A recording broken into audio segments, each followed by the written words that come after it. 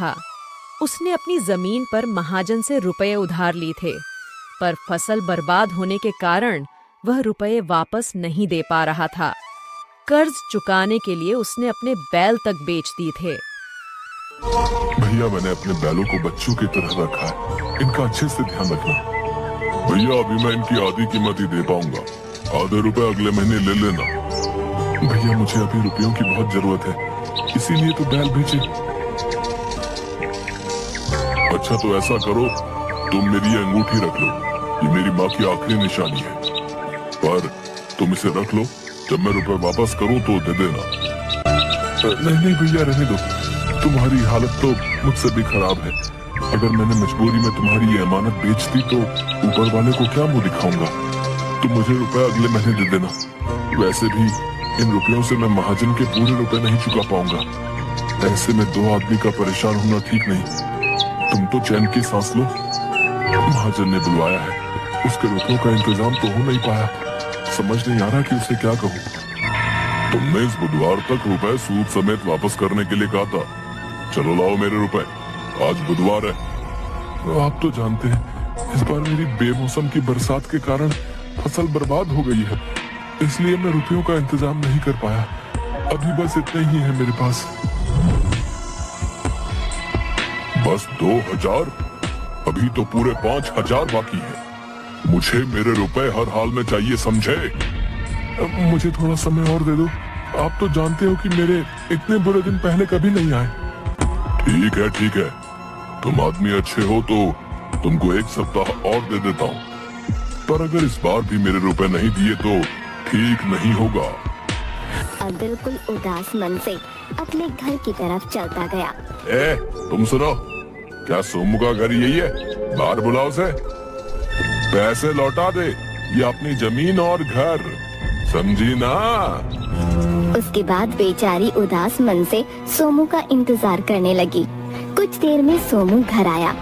सुनिए, महाजन का आदमी आया था, कहकर गया है कि अगर 3 दिन में रुपये वापस नहीं किए तो महाजन जमीन और घर पर कब्जा कर लेगा।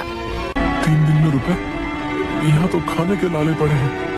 सुनिए, आप उस आदमी से रुपये वापस मांग लो जिसे पिछले साल दिए। नहीं, शमशेर से किस मुंह से रुपए वापस मांगू? उस आदमी ने अनजान होकर भी मुझे बीमारी में अपने घर में रखा, मेरी सेवा की, ध्यान रखा। वो नहीं होता तो शायद आज मैं तुम्हारे सामने नहीं होता।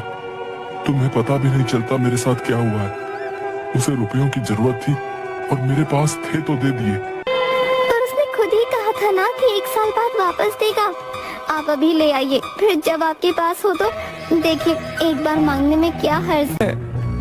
ठीक है, मैं कोशिश करता हूँ, पर अगर नहीं देगा तो जबरदस्ती नहीं करूँगा। सोमू दूसरे गांव में शमशेर के घर के लिए निकल पड़ा और कुछ देर चलने के बाद वहां जा पहुंचा। कुछ मांगने आए हो तो बाद में आना, अभी मेरे पास बहुत काम है। उसने जोर से दरवाजा बंद कर दिया। मैं इस औरत को भिखारी लग रहा हूँ। हे राम, मेरी हालत ऐसी हो गई है। फिर उसने खुद को देखा। हे राम, कुर्ता फट गया है। फिर उसने दोनों हाथों से कुर्ते को थोड़ा नीचे किया। दोबारा दरवाजा खटखटा। अरे, तुम फिर आ गए। तुम लोग भी ना बिल्कुल चैन नहीं लेने देते। पर वो क्या? अब रुको यहीं। अरे, ये तो कुछ सुन ही नहीं रही। औरत एक रोटी लेकर आई। ये लो, अभी सब्जी नहीं है तो प्याज के साथ खा लेना, और हाँ, अब पैसे मत मांगना, रोटी दे रही हूँ, चुप। पर आप मेरी बात तो सुनो। अरे, अभी भी कुछ कहना है? शमशेर को बुला दो, उससे काम है। कौन शमशेर? इस घर का मालिक है ना शमशेर, मुझे उससे थोड़ा काम है। शमशेर? कौन शमशेर? ये घर के मालिक मेरे पति रमानाथ हैं, समझे? मैं पिछले साल शमशेर के साथ इस घर में पूरे 15 दिन रहा था। ओ भिखारी, तुम पिछले साल की बात कर रहे हो रे? मेरे ब्याह को 10 साल हो गए हैं। मैं 10 साल से यहाँ रह रही हूँ। मेरे पति जन्म से। ये घर उनके पुरखों का है, पुरखों का, समझे? और मैं शमशेर के साथ इसी घर में था। तुम भिखारी होकर मेरा घर हड़पना चाहते हो? देखो, सीधे सीधे यहाँ से निकल लो, वरना ठीक नहीं होगा। मेरी बात तो सुनो। चलो चलो, निकलो यहाँ से। अगली बार दरवाजा खटखटाया तो मार खाओगे। औरत ने उसके मुंह पर दरवाजा बंद कर दिया। क्या हाल हो गया है मेरा। पहनने को ढंग का एक कपड़ा नहीं, खाने को दाना नहीं। अभी एक आदमी उसके सामने एक सिक्का फेंक कर चला गया।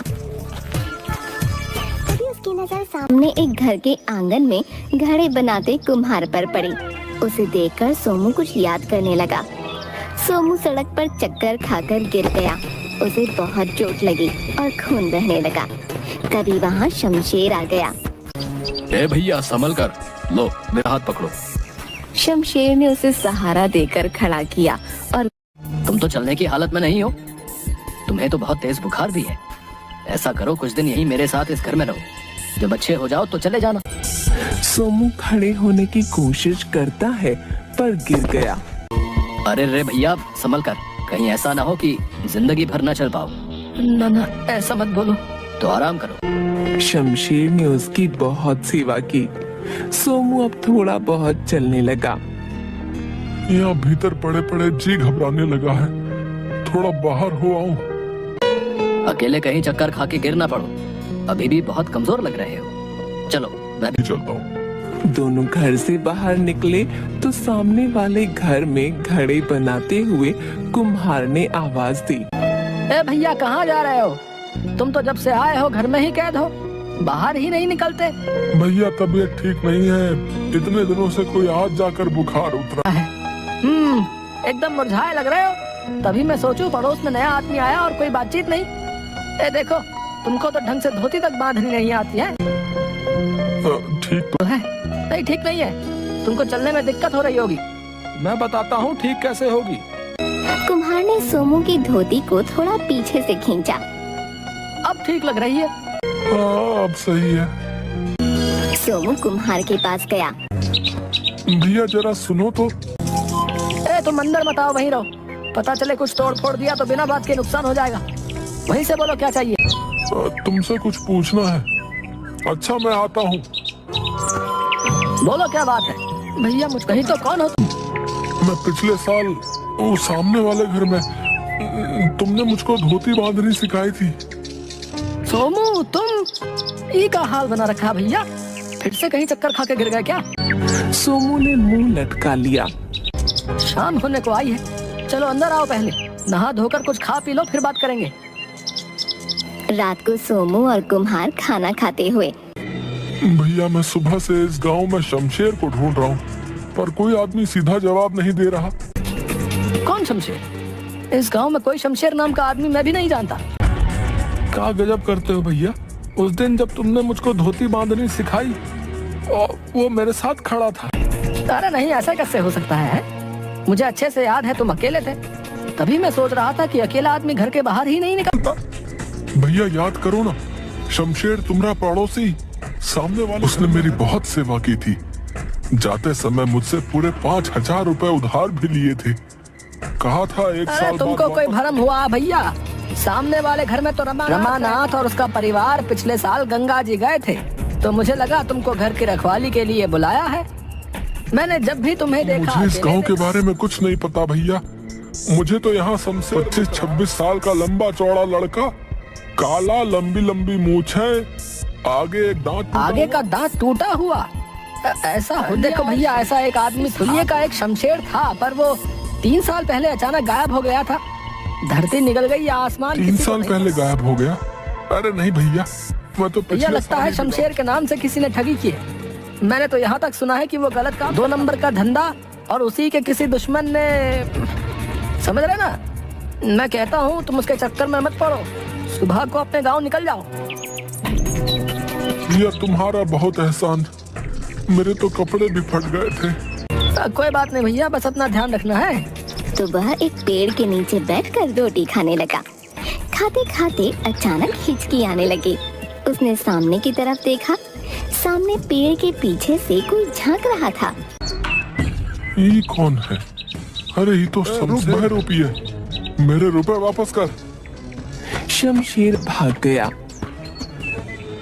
एक बार हाथ तो लग, अब आया ऊँट हाथ में। बहरूपिये सबको पागल बनाता है। उसने इधर उधर देखा, शमशेर कहीं नहीं कहाँ दिखा। गायब हो गया? अरे अभी तो दरवाजे से टकराया। अरे मेरे रुपए तो दे देता, मैं बेघर हो जाऊंगा। तभी दरवाजा जोर से हिलने लगा और उसमें चिपका हुआ शमशीर दिखा और गायब हो गया। ए भैया, मैंने तुम्हारी जान बचाई थी, आज तुम्हारी बारी है। इस दरवाजे को उठाकर नदी में बहा दो।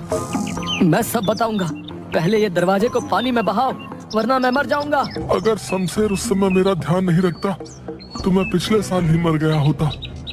मेरे रुपयों से बड़ा इसका एहसान है। सोमू ने दरवाजे को हाथ लगाया और हटा लिया। ये दरवाजे में से कुछ चुभ रहा है। उसने फिर हिम्मत करके दरवाजे को उठाया और नदी में बहा दिया। जैसे ही दरवाजा शमशीर सोमू के सामने प्रकट हो गया। पहले मैं बहुत लालची था। हमारे यहाँ एक बाबा जी आए थे, वो दरवाजे वाली जगह पर ध्यान लगा कर बैठे थे। ओ बाबा जी, मेरा एक काम कर दो। बोलो बेटा। वो रमानाथ आपको बहुत मानता है, उसे समझाओ कि अपना पुश्तैनी मकान मुझे बेच दे। बेटा, मैं सन्यासी हूँ, इन सांसारिक कामों में नहीं पड़ता। देखो बाबा, मुझे वो घर हर कीमत पर चाहिए। मैं उसके साथ, क्योंकि पूरा गांव उसके साथ है। वो आपका कहा नहीं टालता, तो ये काम आपको करना पड़ेगा, वरना क्या? जहाँ बैठे हो वहाँ से कभी उठ नहीं पाओगे। आप मुझे जानते नहीं हो। बेटा, तुम स्वार्थ में अंधे हो गए हो, सुधर जाओ। अरे मुझे सुधरने को कहता है? परंतु बाबा ने एक फूंक मारी और शमशीर दरवाजे में परिवर्तित हो गया। ये क्या हो गया? मेरा दम घुट रहा है बाबा। तुम्हारे पाप का घड़ा भर गया है। माफी इतनी आसानी से नहीं मिलती। माफ कर दो बाबा, माफ कर दो। ठीक है, आ जाओ बाहर। शमशीर दरवाजे से प्रकट हो गया।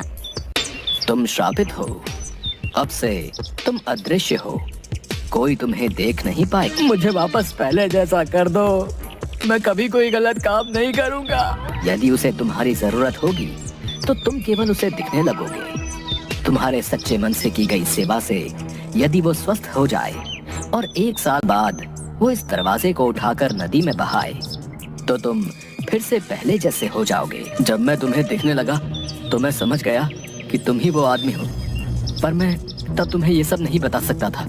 इसलिए तुमसे रुपए उधार लिए कि तुम 1 साल बाद इसी बहाने वापस आ जाओ। तुम बहुत होशियार आदमी हो, गायब होकर वापस इस दुनिया में आ गए। शमशीर ने वही मिट्टी में गड्ढा खोदकर एक डिब्बा निकाला।